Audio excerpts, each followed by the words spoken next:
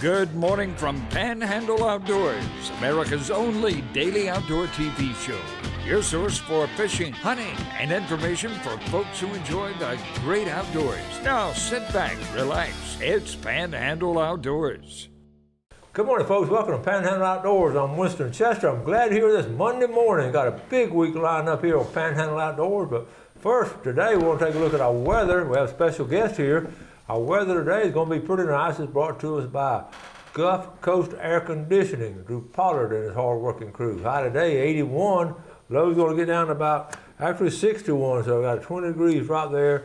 Water temperatures are even, 75 degrees. Take a look at our Monday moon phase brought to us by Mountain Dew. We got our next full moon. Looking at it, we're on new moons now, but look first thing this morning at the next new moon, a full moon, will be November the 8th on a Tuesday. Okay, so we start waxing up now in the moon phases. Our tide chart brought to us by Kent Forest Lawn. Pretty neat tide today. Today's Monday, the 24th of October. But now look at the rest of the week, and especially this weekend. Really strong tides coming in the rest of this week. So especially the really best tides we've had in a while coming down Friday, Saturday, and Sunday. All right, we'll take a look at our, we finished everything. I don't have the wind direction. I'll get that to you tomorrow, okay? Just don't get blown away today. Be right back with our special guest.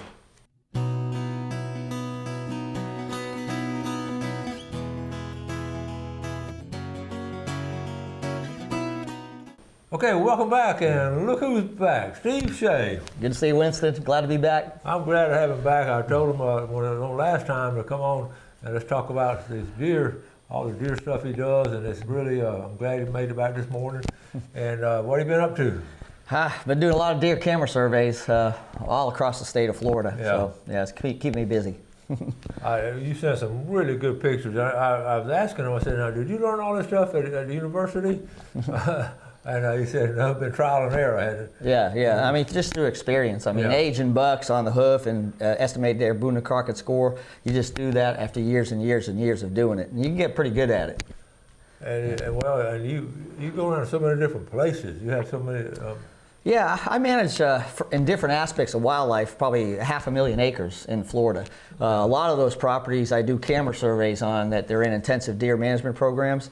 And so today we're going to talk a little bit about camera surveys. And really, there's a lot of different ways to get an index to what deer population levels are. Camera survey is the most valuable method there is. It basically can tell you pretty accurately what the deer density is, what your population level is, what the buck age structure is, what the sex ratio is, what the recruitment rate is. So that one survey done annually can tell you mostly what's going on with the deer herd on your property. Wow. Yeah. He's sent all kind of pictures and slides and PowerPoint. So let's start on this one here, just aging on the hoof. Okay, so we'll go through here. So what do we have? Yeah, well, one of the big things hunters want to know is, hey, what bucks do I have on my property? How old are they? And what are shooters and what are management bucks? So the camera survey allows you to tell what you have as far as a buck inventory on your property. Okay, all right.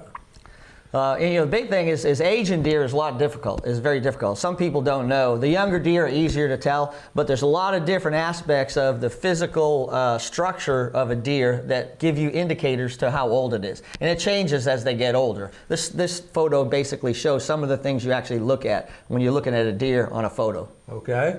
And this shows you how it changes. You see how the structure of the body changes as the deer gets older. Almost like a human structure. As you get older, you move your body structure around. Same way with the deer. Huh? Yeah, your belly starts to sag after you're 50, right? No, but that just in general kind of shows how a deer's body structure changes over time. So these are the things that you look for. Okay. The big thing is don't look at antlers. Antlers, you can be fooled by antlers. I mean, you can have a young buck that has a good set of antlers, and you say, oh, he must be 3 years old, but he's not. And these are actually deer that are known age, where you can actually see the changes that was illustrated in the previous slide of how that changes over time. So 1.5, and you can see that's a young deer, of course, and then they're actually, that's exactly like you pictured. They do fill out. Yeah, they do, definitely. Get more. And an interesting thing is when you look at a doe, a 1.5-year-old buck, and a lot of people call a yearling buck, but it's actually a 1.5-year-old buck. They look body structure-wise very similar to a doe. Now these are your pictures, right? Yeah. Okay. And this is another thing, is a lot of people when they're doing antlerless harvest of does, one easy way to tell the difference between a doe and a young of the year, a fawn, is the body is more rectangular shaped, the torso in an adult doe, where a fawn it's more square shaped. Now that's interesting. You really can tell that right there. Yeah. Exactly, just more mass. Exactly, and it's always best to wait till several antlerless deer are in the field, so then it's easier to compare, body condition and shape. But this is a telltale sign of a young deer versus an adult doe. Oh, that's a great slide right there. So see, the fawn torso square, adult doe torso is rectangular. Easy way to tell. Now y'all pay attention on this. I'm gonna give y'all a test later. And then we kind of go through some of the things you look at. This is a 1.5-year-old buck. Like I said, it resembles a doe as far as body structure. The body is thin and lanky. The legs look really long compared to its body. And then the line where the brisket, big thing I look at is where the brisket and the neck come together. On a young deer, it's really low in the body. And you can see the juncture, the red line.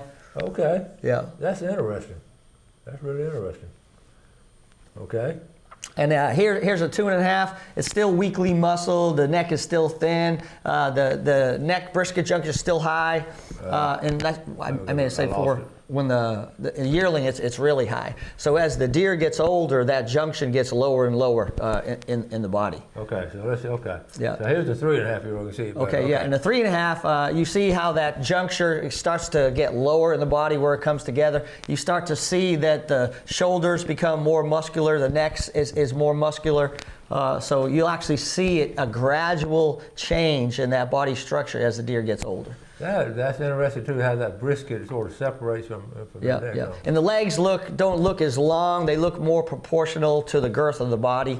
That's another indicator. So you've learned all this. Okay, well, we'll get ready to take a break. You've learned all this just by experience of taking thousands and thousands and thousands. Thousands. And a lot too is my hunting technique. Like I hunt big bucks, and so I watch so many different deer of different age classes. Where a lot of people, they shoot the first deer they see. Well, I watch hundreds and hundreds and hundreds of bucks before I actually shoot one. So by doing that, you learn so much by being able to do that. Yeah. That's very good. Let's take a quick break and we'll be right back.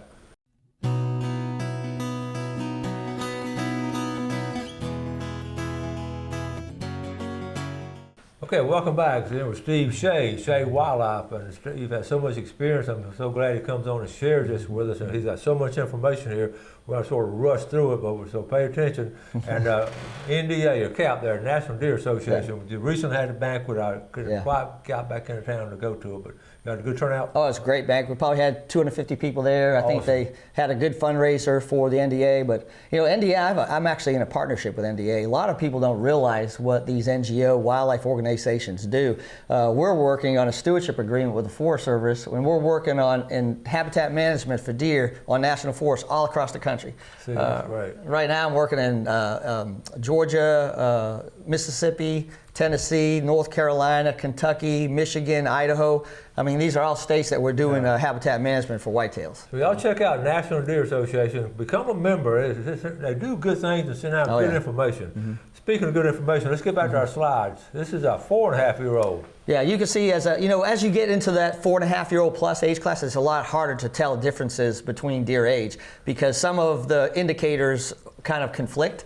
But you can see that the muscular neck, it blends into the shoulders, so it's hard to see the difference where that brisket comes together. That's one of the big signs of an older buck. Okay. The back tends to be straight, and the front legs, again, look proportional. So the girth of the deer just proportionally gets bigger the older they get. Yeah. Okay, good slide there. Here's a 5.5-year-old. Yeah, and once you get those 5.5, 6.5-year-old, you start to get a little bit of that belly sag. You have a little bit of that sway back. You actually can see the age, just like a person. You can start seeing that age in the face. So all these indicators give you a sign of that the deer is 5.5. What I do technically now, so it's so hard, is I just call deer 5.5 plus. Because from a hunter's perspective, if it's 5.5, it meets the age, it's adult buck, we're going to harvest them. So why do you need to know whether it's 6.5, 7.5?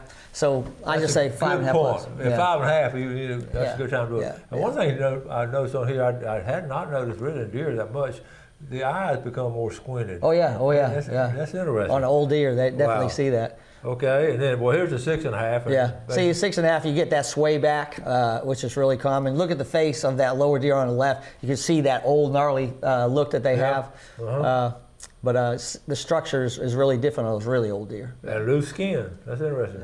Yeah. And then, the big thing is making a decision of, management bucks. One of the things I find is a lot of hunters, they have an antler, condition that's what determines what they shoot. But lots of times, there's a lot of bucks that are older that have just crappy antlers that they're carrying in the population. And they're allowed to breed and pass on those genetics. They're eating the groceries on the property. So you need to take those management bucks off. And there's a couple slides in there. So 3.5, okay. Yeah. Now, a lot of deer, if they have an injury to one of their legs, it'll mess up the antler on the other side. Really? This is what's happened with this deer. And that injury is permanent. So that deer will always have a messed up antler on that side. Okay. So, usually those leg injury deer, I say shoot. So that affects the antlers then? Oh, yeah. Yeah. It's a neurological cause. I didn't know that. And then in Florida, I consider any deer that's at least 3.5 years old that has 6 points or less is a management buck. Like this deer here is a 4-year-old deer, still has 6 points. Need to take him out. Go and shoot him. Yeah. And the all-star bucks. Sometimes you'll have young bucks that have really good antlers. Now, 1.5-year-old bucks in Florida, 90% of them have spikes. Okay. But in southern Florida, where the deer are born early, you can have some really nice 2-year-old deer. This is a nice, 9-point. 2-year-old buck. And that's 2 years old? That's 2 years old. And if you go to the next slide, there's another one. Here's a nice 8-point. You can see how spindly young. That's a young deer. It's only 2 years old, but he has a nice rack. Well, those kind of deer you don't want to shoot. Those are going to be your really exceptional bucks. So you want to let those go and not shoot. Real quick, your numbers on it, like 41, that number. What, do they depict anything, or just that's camera number 41? Camera, sir. Yeah. So those are locations on the property. Okay. And then estimating Boone and Crockett score. It's the more you do it, the better you get. This is a deer that someone sent me last year. Said, hey, how old is this deer? What does it score? And I estimate him at 5.5 years old, and he had about a high 120s, 127 inches is what I estimated him at. Wow. And then he ended up killing it. And you go to the next slide. And it was 5.5 years old, and it was 129. So I was within a couple inches of the actual score. So you can get pretty good at estimating Boone and Crockett score from photos. And that's the one you want to take out for sure. Yeah. Okay. So and then I sent you a bunch of photos of deer that are local, Northwest Florida bucks, on some properties that I'm managing. And these are this photo was just taken on this year's survey. Well, yeah. That's nice 10-point class, 130 class bucks. Here's another one. These are local bucks. These local bucks. Here's a really nice one. This one's in the 140s. Nice deer. You tell he's an old deer. That's here in the Panhandle. Yeah, it's here in the Panhandle. Yeah, and if you go to these are all same. If here's another one. This is in the Panhandle too. This is a nice deer. He's high 30s, high 130s. Okay. Here's a really nice one. He's mid 140s anyway. I mean, really nice. Nice buck. Here's another one. This is on the same property. At first, I thought this was the same deer until I got to look at the eye guards. This is actually a different deer. That's a different deer than we just showed. Yeah. And that's the same one. Okay. Yeah. And then here's another one. But this is the kind of deer you can grow in Florida. Free range, just good habitat management. That's all of them, I think, Winston. Good habitat management, supplemental feeding. To give them that extra protein because the habitat quality is low. That protein means so much to them. It helps a lot. Yeah. It helps a lot. It's a challenge with bears if you're in bear country. We got some bear pictures. I'll show you later on. But that's really, you get back to that guy taking that buck by the bow with his bow. Mm-hmm. That was interesting. He took enough time to maybe get your opinion on it. He probably had his own thoughts, but he wanted to be sure to do it. Yeah. Because that's a good bow. And the thing is, you talk to hunting clubs and guys, managers that I've been working for years and years and years. They'll learn from you. I mean, so almost like putting myself out of business is I'll teach them over time and they learn how to do it themselves. Yeah. But it's a process, but you have to dedicate time and effort to learning it.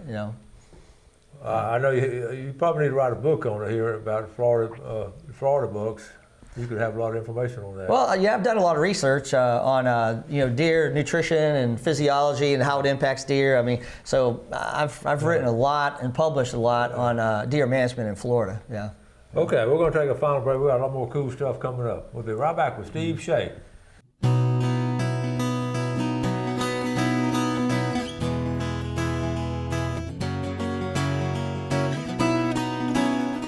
Okay, welcome back, folks. Shea Wildlife here with Steve Shea. And we've got all kind of good information. Before we get back to him, let's take a look at our fishing game times today, brought to us by Blue Water Outriggers. Just have one time today, looking at 10:54 to 12:54, and all kind of good things. We're all talking about doing good things here, Steve. And I want to mention you brought this by the other day, the habitat. I mean, where we're giving it. Right Hunters here. for the Hungry. Here we go. Yeah. Right here. Yeah, the Florida Hunters for the Hungry, we've been operating in Florida for about 5 years now, in Panama City for the last few years. Last year, we provided enough meat for over 17,000 meals for people in need in Bay County area. So all you have to do is you kill a deer and a hog, you donate it at the Deer Shack. We fundraise to pay for all the processing, and all that meat goes to Christian food banks here in Panama City. The good thing, C&G Sporting Goods basically donated a $1,000 gun, a Browning X-Bolt 270. And so if you donate a deer or a hog, you get a chance to actually win that rifle. So wow. You actually have a pretty high chance to win, because... Well, yeah, the odds would be good. The odds are real good. And that's as an incentive to get people to try to participate. Okay. Especially you guys that have a lot of hog issues. I mean, yeah. Hogs make great sausage, and that's what we basically have made to the Christian food banks. And people come in there that don't have any food, and they actually ask for that because they don't get any fresh produce. They just get canned goods. Yeah, and so, that's true. yeah. Real quick, we left out one little section we're going to get to, Panhandle bucks number 3. So tell us about this one. Yeah, this is another North Florida property that grows some really nice bucks. You can tell they supplementally feed. These are some nice, 130 class 10 points. And I think there's a non-typical in there. Here, this deer here, and this deer is four years old, so the landowner's going to hold off on him one more year, to try to see if he gets a little more antler mass. So eat him out of trough. Yeah. Is the food any better eating out of a trough than on the ground? Well, it doesn't spoil. It's covered. You can't see it's covered, so it doesn't spoil that protein. Good point right there. Yeah, Good point. yeah, Okay, now today's Monday, Wednesday. You headed to Missouri? Heading to Missouri, my annual trip up there. I got 20 cameras out, so when I go up, I'll pull all those cameras, do a buck inventory, and then I'll decide which bucks I want to hunt. So that's usually how I. Now you sent me a slide of those harvests from last year. So let's take a look at this. This is last year's up there. Yeah, last year we had a good year. We actually killed. We have 1,500 acres. But we killed 5 bucks that scored over 150 on that 1,500 acres. So these are all guys. My son is over there on the top left. Right here? Yep. That's he was happy, wasn't he? Wow. My son Tyler. And then the 2 guys in the middle, that's Hal Keels and Mitch Burke. They're both out of Port St. Joe. Oh, okay. And then I'm up there in the top right. And then one of my buddy's friends, Dalton, is a deputy sheriff down in Osceola County. That's his deer down there. But we had photos of all these deer except one. So the camera survey showed them all, so we knew they were there. Yeah. And so we were actually hunting those bucks. We had a couple other big ones, but they didn't get killed. So you think they'll be back this year? I hope so. You were talking about 4 out of 5 you had a camera. That 5th one, where do you think he came from? He probably came from off property. I mean, during the rut, those bucks that you don't pick up on your camera because you're not in their typical home range, and they start chasing does. I mean, they'll come from off property. So we'll always see 1 or 2 that we didn't have a clue that they were there. Yeah. Well, that's cool. We got a couple minutes left. Get back to Panhandle, Florida bucks and all. What would be your advice to the Panhandle hunters this coming season? What would you tell them to be looking out for and some things to do? Well, most of the guys, they're all running cameras too. So a lot of the hunt clubs, they kind of know what bucks you have on property. Our rut is so late. So what I find is lots of times you'll have photos of the resident bucks that your cameras and food plots are in their home range. But once that rut comes in, just like we said in Missouri, you'll start picking up bucks that you didn't even know were there. And so, don't assume that early in the season that the bucks that you're seeing that are regulars, that those are the only ones there, because you'll suck in deer from neighboring properties and other parts of your lease that you didn't have on camera. That has happened year after year after year. People, where did he come from? Exactly. I don't know. I haven't seen it before. Yeah. I've seen it. Yeah. Again, we're still recovering from Hurricane Michael from a habitat perspective. Yeah. Things are still thick. And remember, we talked about last 2 years that there's going to be more adult bucks because it's harder to hunt places. Deer are surviving into older age classes. And I was talking to the biologist on Deseret, and he said they're seeing exactly that there's a lot more deer actually in those older age classes being killed now since the hurricane. Even on my lease, we actually got an award from Deseret this year because we increased the age of the buck harvest. We're killing bucks on my lease that are average age of 4.8. So, we're killing 4.5-year-old or older deer now.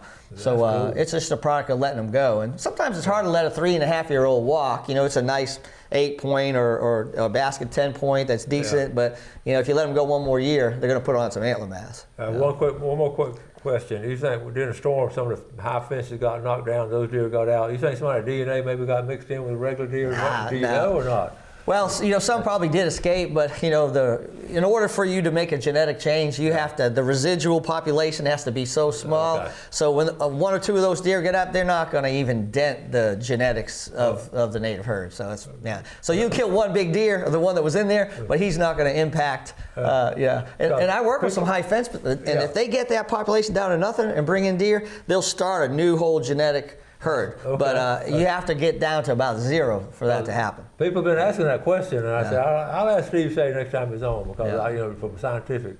Well, listen, we've run out of time. This is great information, and appreciate you coming on, and good luck up in Missouri. Yeah. Well, hopefully I'll send you some intel photos later in the week. You'll be up there how long? I usually go 2 weeks. My son comes and hunts with me for a week, and then I hunt with all the guys in the lease. All right. But sometimes I'll tag out and I'll be done. So good deal. Thank you, Steve. Do something good for someone else today. You have a great day, and God bless. God bless. Thanks for watching America's only daily outdoor TV show, Panhandle Outdoors with Winston Chester, featuring hunting, fishing, and other activities and information to help you enjoy the great outdoors. Join us next time for Panhandle Outdoors.